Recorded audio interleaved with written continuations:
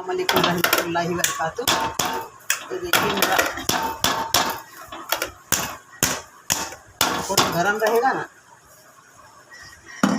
ये देखिए मेरा केक बनकर तैयार हो गया, एकदम फ्लफी सा।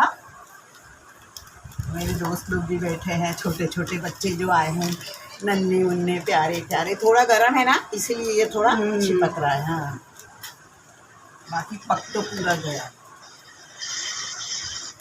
तेल लग गया।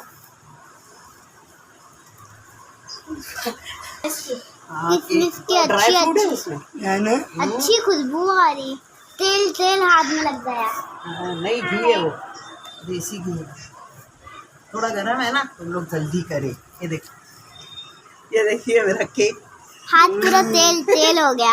ये देखिए, ये घी का बनाया मैंने, इसमें ड्राई फ्रूट ऐड किया। खाएं, बनाएं, शेयर करें, दुआ में याद रखें। देखिए मेरे नन्हे नन्हे से फ्रेंड। हाय, अस्सलाम वालेकुम।